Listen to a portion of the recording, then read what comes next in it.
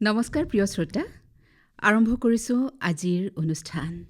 ইতিমধ্যে আপুনি অৱগত হৈছে যে এই মাহৰ অতিথি অনুষ্ঠানত আজি আমি আমাৰ ষ্টুডিঅ'লৈ আমন্ত্ৰণ জনাই আনিছোঁ যশস্বী অভিনেতা আৰু এগৰাকী সংগীতত ৰাপ থকা ব্যক্তি বিভূতি ভূষণ হাজৰিকাক। নমস্কাৰ। নমস্কাৰ। এতিয়া আপোনাৰ নামটো কোৱাৰ লগে লগে শ্ৰোতা ৰাইজৰ মনলৈ এখন ছবি আহিছে। সেই ছবিখন হৈছে ছবিগৃহত আমি দেখা বিভিন্ন চৰিত্ৰ ৰূপায়ণ কৰা এগৰাকী ব্যক্তিৰ ছবি। এই যে মানুহে আপোনাক চিনেমা হললৈ আহি চাবলগীয়া হ'ল, আৰম্ভণিটো ক'ত হ'ল তাৰ? আৰম্ভণিটো বৰ ইণ্টাৰেষ্টিং। আচলতে সকলোৱে জ্ঞাত অজ্ঞাত নাজানো, মই কৰ্পৰেট জগতখনৰ লগত জড়িত হৈ আছিলোঁ, চাকৰি কৰিছিলোঁ। হয়। চাকৰি 1991 পৰা 2012লৈকে খুব সুন্দৰকৈ চাকৰি কৰিছিলোঁ। যথেষ্ট সময় 22-23 বছৰ। তাৰপিছত মোটা দৰমহা এটা আনো, খুব সুন্দৰ। কেৱল এটা বস্তু তাত নাছিলে, তাত ফেমিলি লাইফটো মানে আমি খুব ট্ৰেন্সফাৰেবল জব, য'ত আমি ক'ৰবাত থাকোঁ, ফেমিলি ক'ৰবাত থাকে, তেনেকুৱা ধৰণে লাইফ এটা লিড কৰিছিলোঁ, য'ত খুব সীমিত মানুহৰ লগত আমাৰ চিনাকি আছিলে।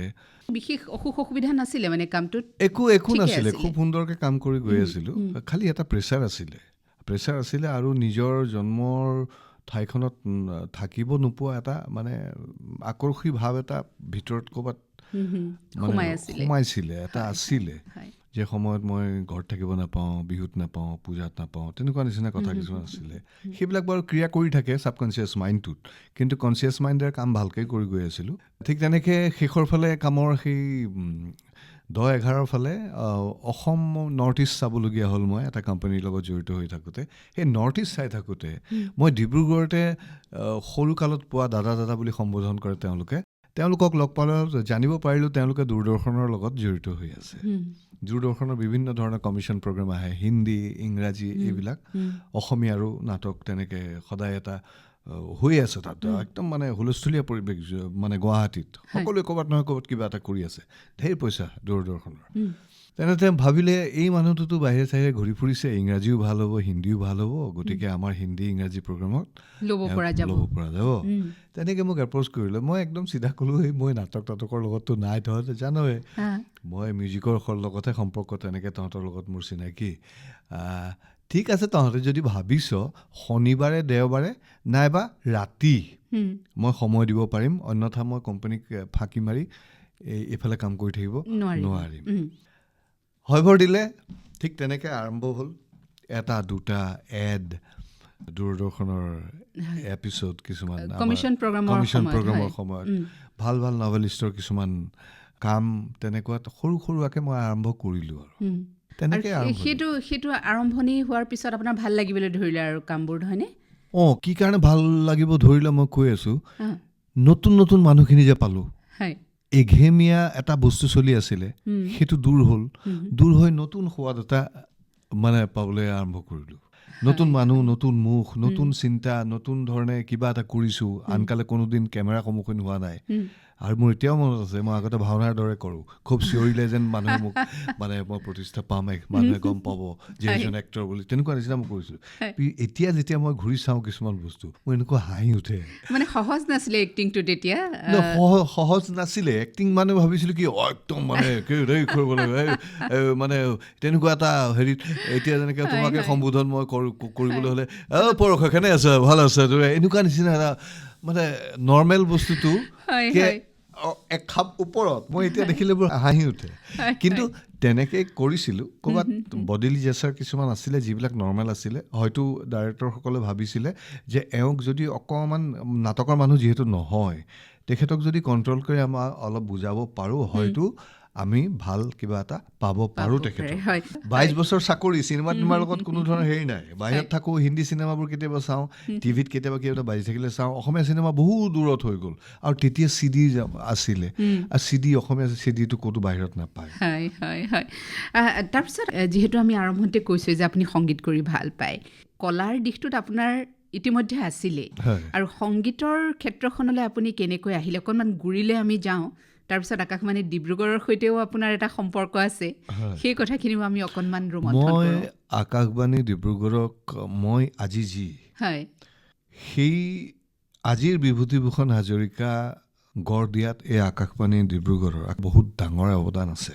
কেনেকৈ আছে মই কৈ আছোঁ। মই কানৈত পঢ়োঁ তেতিয়া। কানৈত মই uncontested cultural secretary and music secretary হৈ গৈছিলোঁ ক্লাছ 11তে। ক্লাছ 11ত ইমান ডাঙৰ এটা হেৰি পোৱা খুব কম মই পালোঁ। তাৰ আগতে মই কি কৰোঁ, এনেই আৰু ঘৰত হাৰমনিয়াম এটা ভণ্টিহঁতে ক্লাছিকেল শিকে, মই এনেই পেঁপাই থাকোঁতে ঘৰৰ মানুহখিনিয়ে কয় তই দেখোন ভাল বজাব পাৰ, গাব পাৰ, অমুক তমুক কিবা কিবি থাকে।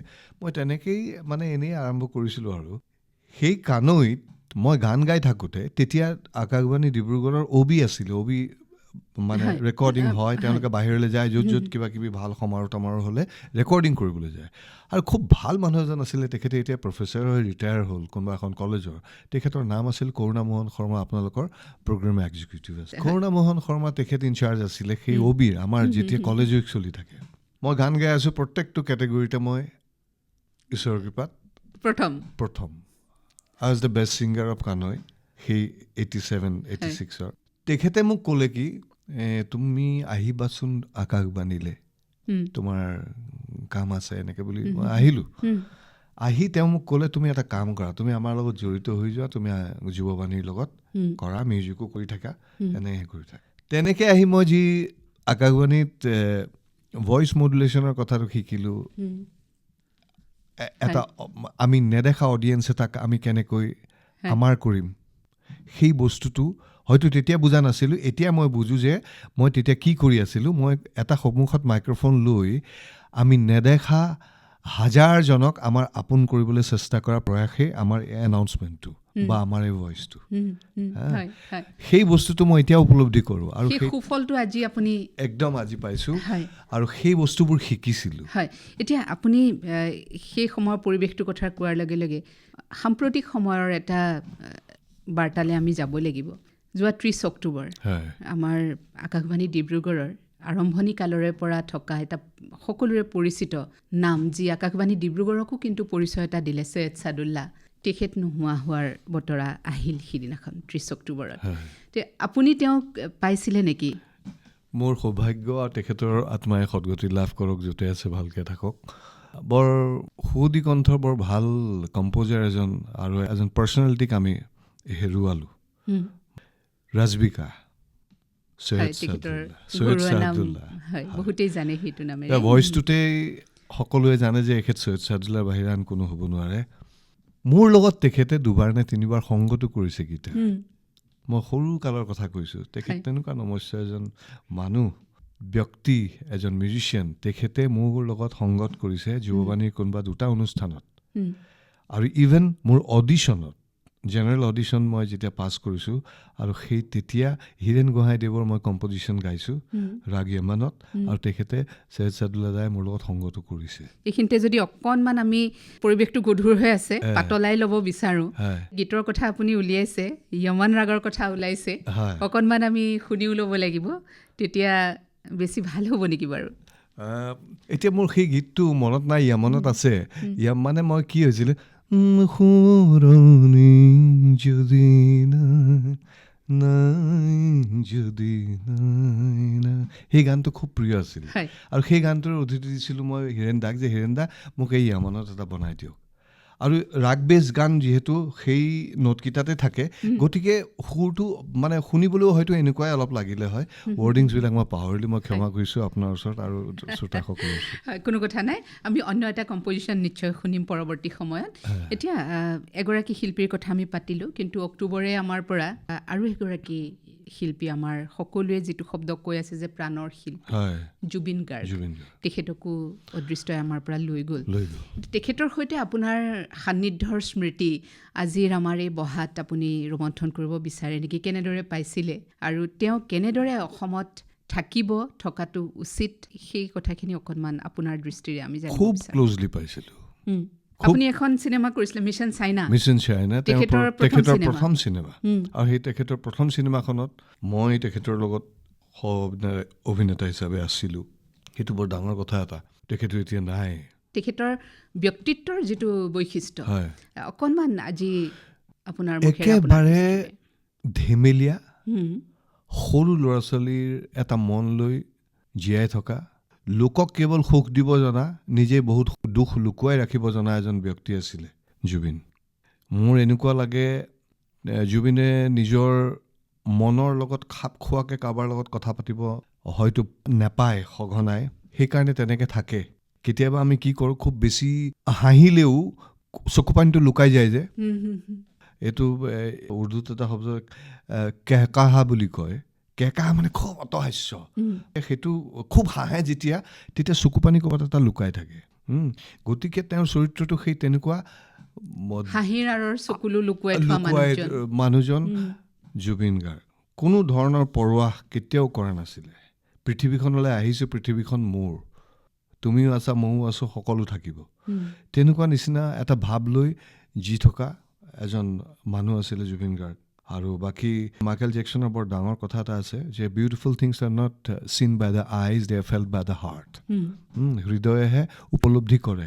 ঠিক তেনেকৈ আমাৰ ৰিলেশ্যনশ্বিপ আছিলে। আমি সঘনাই লগ নাপাওঁ, কিন্তু যেতিয়াই লগ পাওঁ খুব ভাল লাগে আৰু এনি টাইম থাকে। জুবিন থাকোঁতেও কৈছিলে এনেকুৱা কিছুমান কাৰবাৰ কৰিছিলে যিবিলাক কাৰবাৰ হয়তো মানুহে ভাল পোৱা নাছিলে, এইবোৰ কিনো কৰি ফুৰে, আমাৰ প্ৰাণৰ শিল্পীজনে কিনো কৰি থাকে।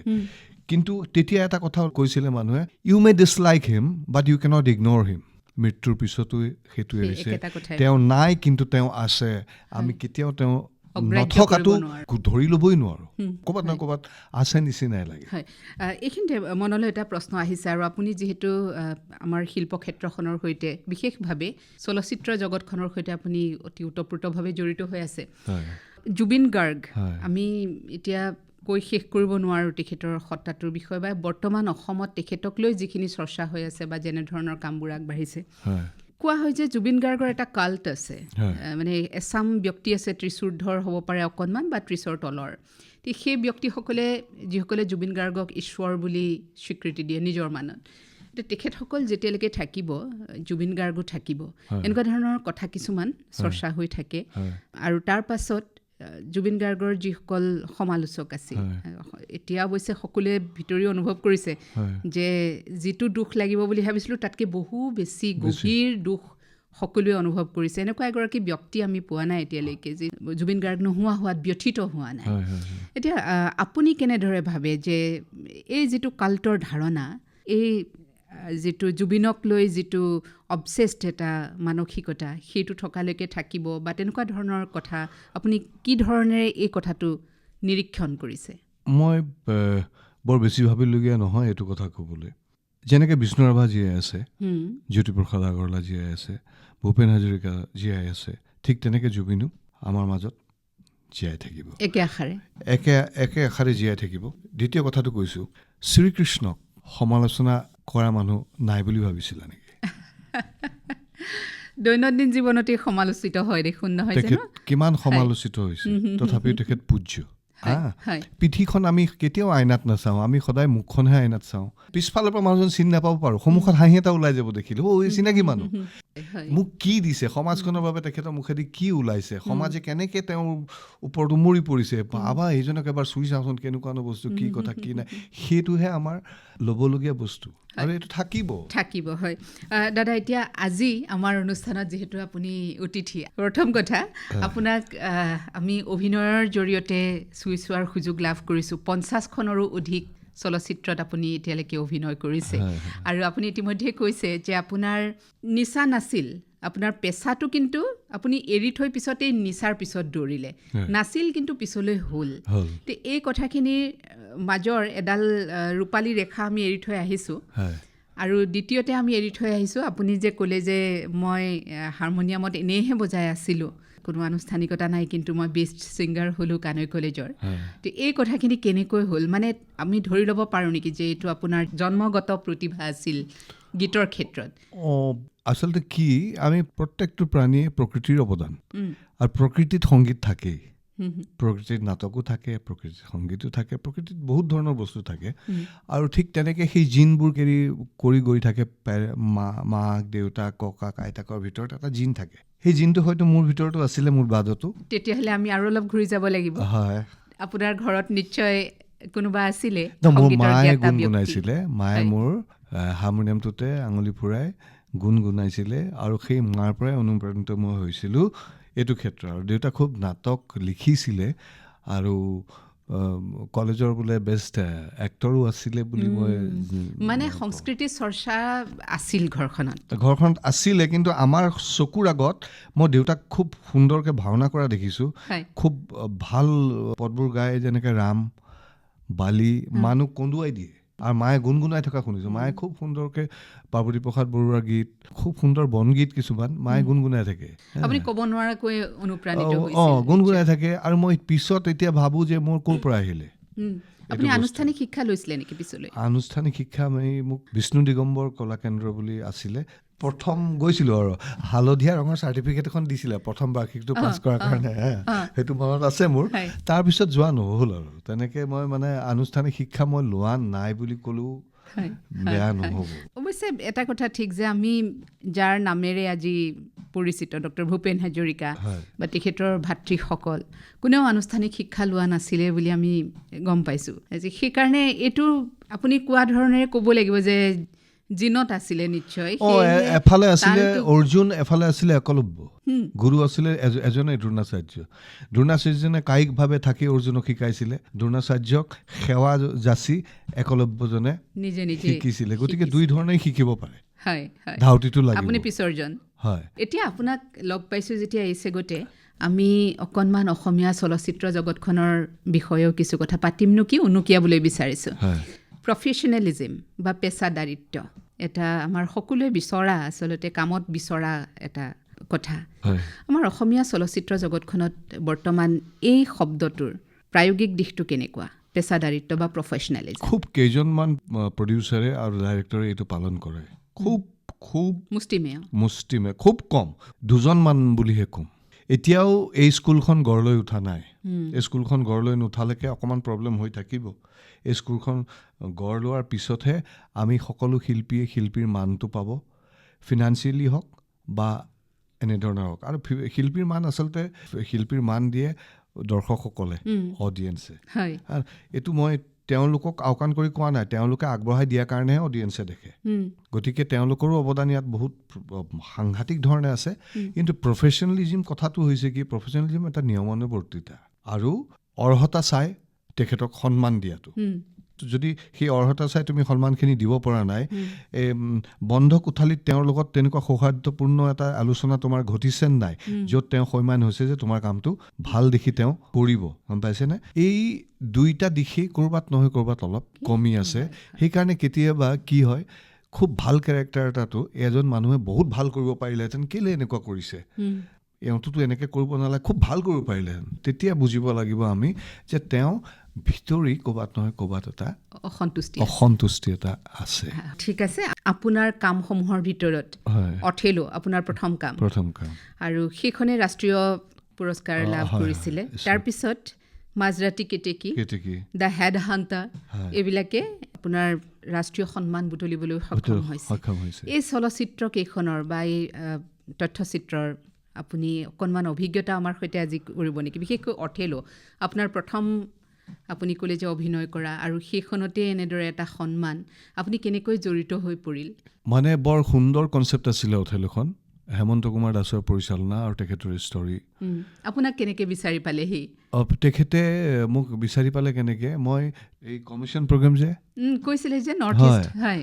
পেকেজৰ তেখেতৰ ভিতৰত চলি থকা বেলেগ ষ্টৰীবিলাকত তেওঁ ভাবি ল'লে বিভূতিয়েই মোৰ সেই কেৰেক্টাৰটো আপোনাৰ লগত কথা পাতি থাকোঁতে ভাবি ল'লে তাৰপিছত মোক ক'লে আমি কিবা এটা কৰিম অৱশেষত সেইটো দিন আহিলে য'ত মোৰ জীৱনৰ প্ৰথম চিনেমা খুব ভাল ৰোল এটা বিপ্লৱীৰ এটা কেৰেক্টাৰ কৰিলোঁ আৰু পৰৱৰ্তী সময়ত ঈশ্বৰৰ কৃপাত এইখন চিনেমাই ৰজত কমল পাবলৈ সক্ষম হ'ল হয় আমি ক'লোঁ ইতিমধ্যে যে আপুনি 50খনৰো অধিক চলচ্চিত্ৰত অভিনয় কৰিলে আপুনি ইতিমধ্যে কৈছে যে সন্তুষ্ট হ'ব পৰাকৈ আপুনি মাননী বা তেখেতক সন্তুষ্ট কৰিব পৰাকৈ তেখেতৰ বাবে যিটো যোগ্য আপুনি সেই বস্তুৰে 50খনত আপুনি বিচৰা বস্তুটো পালেনে আচলতে কি মই আকৌ আজিও এখন যদি পাওঁ মোৰ এনেকুৱা লাগিব যে মই শিকিহে আছোঁ মই জানো মুখ খুলি ডিমাণ্ড কৰিব পাৰিম এইটো কথা মানে আৰ্ট এটা শিকাৰ কোনো শেষ নাই তই শিকি আছ সঁচাকৈ মই এই মঞ্চত মই কৈছোঁ যে মোৰ ভিতৰৰ পৰা সেই বস্তুটো আহি থাকে তই শিকিহে আছ তোৰ ইমান দম্ভ হ'ল নে তই ইমানখিনি খুজিব পৰা সেই মোক শিকনি ভিতৰৰ বস্তুটোৱে মোক কি কৈ থাকে, ঠিক আছে তই কোৱাটো ক, কিন্তু তেওঁলোকে য'ত কমফৰ্টেবল তই সেইটোতে কৰিবলৈ চেষ্টা কৰ। শিল্পীৰ ফালৰ পৰা এটা প্ৰফেচনেলিজিম আহিব লাগিব আচলতে আহিব লাগিব। আমি অকণমান দেখিব লাগিব বস্তুবোৰ। এতিয়া বম্বেত সেইবিলাকতো নহয়। বম্বেত কি হয়, মই গোটেই চিনেমাখন কৰি তাইও তেওঁলোকৰ হাতত এটা বাজেট থাকে, এই মানুহটোক যদি কেনেবাকৈ ভাল নালাগে গোটেই ৰিশ্বুট কৰিম বেলেগ মানুহ এটা লৈ, তেনেকুৱাও থাকে। ঠিক তেনেকৈ গায়িকীটো সোনু নিগমে তেখেতে গালে, ভাল নালাগিলে, তাৰপিছত কুমাৰ চানুক গোৱাই দিলে, কুমাৰ চানুৰ ভাল নালাগিলে, সেইটো বাজেট থাকে তেওঁলোকৰ, একদম পৰোৱাহ নকৰে। প্ৰফেচনেলিজিম তাত আছে যে তেওঁলোকে বিচৰা প্ৰডাক্টটোহে তেওঁলোকে পাব, তাত লাগিলে যিমানে টকা খৰচ নকৰক। সেইটো এটা বহুত ডাঙৰ কথা। আৰু সিমানখিনি টকা আমাৰ ইয়াত লগাবলৈ ভয় কৰে। 3.4 মিলিয়ন আমাৰ অসমীয়া মানুহ, তাৰ মাজত অসমীয়া ভাষা কোৱা বা চিনেমা চাবলৈ যোৱা মানুহ কিমানজন আছে বাৰু? আমি সেইটোও চাব লাগিব। তেওঁলোককো মই দুখ নিদিওঁ পইচা কিয় লগাব নাহ বুলি। যেতিয়ালৈকে আমাৰ মানুহে অৱসৰ বিনোদনৰ বাবে সংগীত চৰ্চা আৰু চিনেমা এখন চাবলৈ যাওঁ ফেমিলিৰ সৈতে, সেই কথাটো যেতিয়ালৈকে নাভাবিব বহলভাৱে গোটেই ছ'চাইটিটোৱে, তেতিয়ালৈকে কিন্তু অকণমান আমাৰ প্ৰব্লেম চলি থাকিব। হয় হয়। এতিয়া বাণিজ্যিক দিশটো তেতিয়াহ'লে এতিয়া আমি ব্যতিক্ৰম দেখিছোঁ। সেই শেহতীয়া যি চিনেমা আহিছে, সুব্ৰত কাকতিৰ চিনেমা বিদুৰ ভাই, তাৰপিছতেই ৰুদ্ৰ আহিলে, এনেকৈ তাৰ আগতেও এখন আছিলে ৰঘুপতি, তাৰপিছত জুবিন গাৰ্গে যিকেইখন কৰিছে ৰাইজে কিন্তু আটাইকেইখন আদৰি লৈছে। এই যিটো আমাৰ চলিছে এতিয়া লাহেকৈ যে কুটিৰ ঘৰত অসমীয়া চিনেমাই ব্যৱসায় কৰিব পৰা হৈছে, এইটো আৰু কিমান দিনলৈ থাকিব? বা যিহেতু জুবিন গাৰ্গৰ কথাটো কিছু বেলেগ আছিলে, তেখেতৰ অনুৰাগী এনেকুৱা যে তেখেতে সন্মুখৰ পৰা নেতৃত্ব দিব পাৰিছিলে বহু মানুহক, তেওঁৰ জনপ্ৰিয়তা এনেকুৱা আছিলে যে তেখেতে কৈ দিয়াৰ লগে লগে ৰাইজে মানিছিলে ক'ৰবাত নহয় ক'ৰবাত। এতিয়া সেই বস্তুটো নোহোৱা হ'ব যিহেতু জুবিন গাৰ্গ হেৰাল। এই কথাখিনি কেনেকৈ আগবাঢ়িব বুলি আপুনি এতিয়া ভাবে? চলি থাকিব ক'ৰবাত নহয় ক'ৰবাত কিবা এটা বেকফুটত মানুহবোৰ আহিছে, মানে আহিবলগীয়া হ'বই। কাৰণ প্ৰত্যেকটো ক্ষেত্ৰতে জুবিনৰ মাত এটা আছিলে। জুবিনৰ মিছন চাইনাৰ পৰা এনেকুৱা এটা বস্তু আৰম্ভ হৈছিলে যিটো বস্তুৱে চেলুলয়ডত পৰ্দাত দেখি থকা শিল্পীসকলক মানুহৰ মাজলৈ লৈ যোৱা এটা প্ৰচেষ্টা আৰম্ভ কৰিছিলে। কলেজৰ ল'ৰা ছোৱালীবিলাকে নিজে ভাল পোৱা চিনেমাত দেখা হিৰোজনক সন্মুখতে পাইছিলে, কথা পাতিব পাৰিছিলে বা আদান প্ৰদান হৈছিলে কথাৰ। এই তেনেকুৱা নিচিনা এটা বস্তু আৰম্ভ হৈছিলে আৰু সেইটো বস্তু চলি আছে এতিয়া, যিটোক আমি college campaign, institutional campaign, town campaign বুলি কওঁ। শিল্পীসকলক লৈ গৈ চিনাকি কৰি দিয়া, তেওঁলোকে কিবা এটা কৰিছে চাবলৈ আহিবা বুলি কোৱা বস্তুটো, সেইটো বস্তু তেতিয়াৰ পৰা আৰম্ভ হৈছিলে। আৰু প্ৰত্যেকখন চিনেমাতে আইডিয়া বেকগ্ৰাউণ্ড স্ক'ৰ হওক, মিউজিক হওক বা সংগীত হওক, জুবিনৰ অৱদান আছিলে। চিনেমাখনৰ বিষয়ে জুবিনে এষাৰ কৈ দিলেই কমচে কম 30% to 40% অডিয়েঞ্চ সেই কথাতে চাবলৈ আহিছিলে। জুবিনৰ চিনেমাৰ কথা সুকীয়া। জুবিনে নিজেই কৰা, নিজেই থকা, নিজেই গোটেইখিনি খৰচ কৰি কৰা চিনেমাখনত এজন অডিয়েঞ্চে হয়তো 3 বাৰো সেইখন চিনেমা চায়। কিন্তু বেলেগৰ ক্ষেত্ৰত নহয়। বেলেগৰ ক্ষেত্ৰত কি হয়, তেওঁ ডাঠি ক'ব পাৰোঁ যে 30 to 40% অডিয়েঞ্চ, 100জনৰ ভিতৰত 40জন অডিয়েঞ্চ জুবিনে কথা কৈ দিলে চাবলৈ আহিছিলে। মোৰ ভাল গান এটা গাইছোঁ দেই, চাবলৈ আহিবি, এই বুলি কৈ দিয়ে মানুহ। আৰু মানুহে এইটো কৈছিলে যে দৌৰি দৌৰি যাম, মিছন চাইনা চাম, তেনেকৈ বুলি আৰম্ভ কৰিছিলে। এই শ্লোগানবিলাক আৰম্ভ হৈছিলে। এতিয়া ক'ৰবাত নহয় ক'ৰবাত আমি যেনেকৈ কি হয়, বৰষুণৰ বতৰত আমি গুটি নিশিছোঁ, আমি অকণমান এনেকুৱা ফৰকাল হ'বলৈ দিওঁ, বতৰটো ঠাণ্ডা পৰিবলৈ দিওঁ, তাত আকৌ চহাই মাটি তাত গুটি দিওঁ। গুটি দি সেই গুটিখিনিও আকৌ স্প্ৰাউট হ'বলৈ এটা সময় লাগে। এই জুবিনৰ যিটো ৰিক্ততা, এইটো জুবিন কায়িকভাৱে নাই। এই বস্তুটো আমি ভীষণ বৰষুণৰ এটা মানে বান অহা বতৰ বুলি ধৰি লওঁ, শুকাব, সেই বানৰ পানীত আকৌ মাটি উৰ্বৰ হ'ব, সেই মাটি চহাব, তাত আকৌ গুটি সিঁচিব, গুটিৰ পৰা পুলি ওলাব, সেই পুলি ওলাই আমাক সেই ফলখিনি আমি আশা কৰিম। সেইটো কাৰণে কিন্তু এই যিখিনি সময়ৰ কথা ক'লোঁ, সেই সময়খিনি আমাক লাগিব। হয়, আমি বাণিজ্যিক দিশটোৰ কথা পাতিলোঁ, জুবিন গাৰ্গ চৰ্চাও কিছু হ'ল। আপুনি যিহেতু খুব নিবিড়ভাৱে তেখেতক পাইছিলে ওচৰৰ পৰা। এতিয়া আকৌ আপোনাৰ ব্যক্তিগত কথালৈ আমি ঘূৰি আহোঁ। আপুনি বিভিন্ন ধৰণেৰে সামাজিক কাম কাজতো জড়িত হ'বলৈ যত্ন কৰি আছে আৰু বহু কামত আপুনি জড়িত হৈছে আমি দেখিছোঁ। এতিয়া এই যে আমাৰ অসমতে যিবিলাক সমল, আমি দেখোঁ যে সাধাৰণতে গুৱাহাটী কেন্দ্ৰিক কলা কুশলীসকলেই হওক, তেওঁলোকে গুৱাহাটীলৈ যাবলগীয়া হয় নিজৰ কলাটো প্ৰদৰ্শন কৰিবৰ কাৰণে আৰু বিভিন্ন সা সুবিধাবোৰৰ কাৰণে গুৱাহাটীলৈ যাবলগীয়া হয়।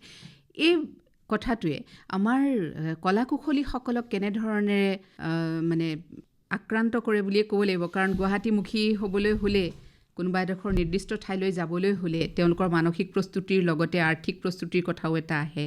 আচলতে কি হৈছে মানে কেন্দ্ৰীভূত হৈ যায় কেতিয়াবা কিছুমান কথা, সা সুবিধাবিলাকৰ অনুযায়ী এটা জেগাত বস্তুবিলাকে কেন্দ্ৰ কৰি লয়।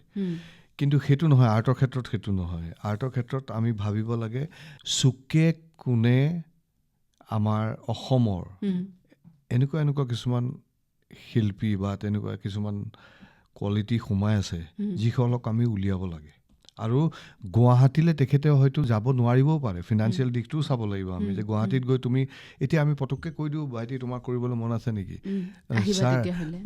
ছাৰ মোৰ বিৰাট মন আছে, তুমি ক'ত থাকা, মই এই মুলুকত থাকোঁ অমুকত, হয় নেকি, তেতিয়াহ'লে তুমি তাত থাকিলেওতো নোৱাৰিবা, তুমি গুৱাহাটীত থাকিবই লাগিব, গুৱাহাটীত তুমি 3 মাহমান থাকিবাচোন, তেতিয়া মই তোমাক অমুকত চিনাকি কৰি দিম, তোমাৰ টেলেণ্ট আছে তুমি পাৰিবা। কিন্তু সেই 3 মাহ তেওঁ থাকিবলৈ তাত তাৰপিছতো এটা অনিশ্চয়তা আছে। ক'ত তেওঁ সিমানখিনি সাধন আছেনে, তেওঁক গেৰাণ্টিটো মই দিব পাৰিমনে যে তুমি পাবাই বুলি, কিবা এটা পোৱাৰ পিছত পৰৱৰ্তী সময়ত তোমাৰ ৰেগুলাৰেশ্যন হৈ যাব আৰু তুমি তাতে থাকিব পাৰিবা, তুমি কৰিবা, সেই অনিশ্চয়তাটো আছে। সেইকাৰণে মই ভাবোঁ কি, যেনেকৈ আমি দাবী কৰোঁ চিনেমা হল গাঁৱে ভূঞে হ'ব লাগে, প্ৰত্যেকখন মফচলত চিনেমা হল হ'ব লাগে। গুৱাহাটীত ঢেৰ চিনেমা হল, 20টাতকৈ বেছি চিনেমা হল গুৱাহাটীৰ স্ক্ৰীণ আছে, 20খনতকৈ বেছি যোৰহাটত আছে, ডিব্ৰুগড়ৰ ভিতৰত আছে, কিন্তু সকলো মানুহেতো তেনেকৈ আহি ইয়াত চাবহি নোৱাৰে। থিয়েটাৰবিলাক ঘৰলৈ যায় কাৰণে থিয়েটাৰবিলাক একদম কিমান ভিৰ দেখিছা নহয়, মোবাইল থিয়েটাৰ ঘৰলৈ যায়, গাঁওখনলৈ যায়, সেইকাৰণে মানুহে 3 ৰাতি একেবাৰে মানে কোনো ধৰণৰ ৰেষ্ট নোহোৱাকৈ থিয়েটাৰখন চায়। যদি তেওঁলোকে এইখন চাব পাৰিছে, গতিকে 100 চিটাৰ যদি চিনেমা হল এটা আমি বনাই দিওঁ তেওঁলোকৰ জেগাত, তেতিয়াহ'লে তেওঁলোকে তাত চিনেমা উপলব্ধ চাব পাৰিব, উপভোগ কৰিব পাৰিব, আৰু আমাৰ গ্ৰাহক এটা বেছ বাঢ়িব। ঠিক তেনেকৈ শিল্পীসকলৰ মেপিং কৰিবলৈ এই বিকেন্দ্ৰীকৰণ বা ডিজিটেলাইজ লাগিব। আৰু তাৰ কাৰণে সবাতোকৈ ডাঙৰ কথা হ'ল কি, আমি যিবিলাক ক্লাব বনাওঁ বা আমাৰ মঞ্চ বনাওঁ, য'ত আমি গোটেইবোৰ একেলগে আছোঁ, সেই মঞ্চবিলাকত আমি গোটেই ডিষ্ট্ৰিক্টৰ মানুহক আমি সাঙুৰিব লাগিব, আৰু প্ৰত্যেকৰে কথাৰ আমি সন্মান মান ৰাখিব লাগিব। তেতিয়াহে আমি গুৱাহাটীত বহিও এই মাৰ্ঘেৰিটাৰ ভিতৰৰ জেগাৰ গাঁৱৰ ল'ৰা এটাক আমি আমাৰ কাম কৰাব পাৰিম। কোৱালিটিক কদৰ কৰিব লাগিব আৰু সকলোকে নিজৰ বুলি ভাবিব লাগিব। মই গুৱাহাটীত বহি আছোঁ, যোৰহাটত বহি আছোঁ, চিটিত বহি আছোঁ কাৰণে মই বৰ, তেওঁলোক সৰু, সেইটো হ'লে কিন্তু এই বস্তুটো আগ নাবাঢ়িব। মই এইখিনিতে কৈ দিওঁ যে য'ত যেনেকৈ আছে শিল্পীসকল, যি ক্ষেত্ৰতে পাৰংগত নহওক লাগিলে, তেওঁলোকে কাম কৰি থাকক।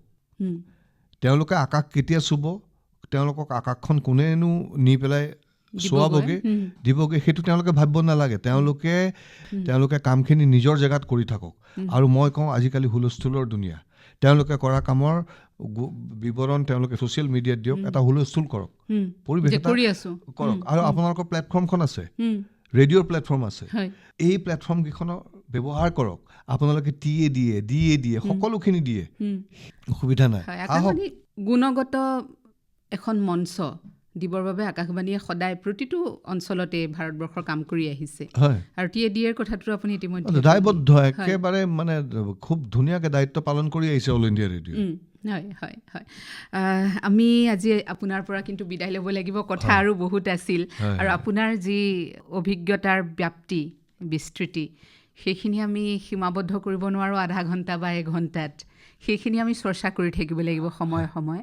আপোনাৰ কৰ্মক্ষেত্ৰখন আপুনি বহলাই গৈ আছে, এনেকৈ গৈ থাকক। শেষত বহু কলাকাৰে এইটো কয় যে আটাইতকৈ ভাল চৰিত্ৰটো য়েট টু কাম, এনেকৈ বুলি কয়, আপুনি কি ক'ব?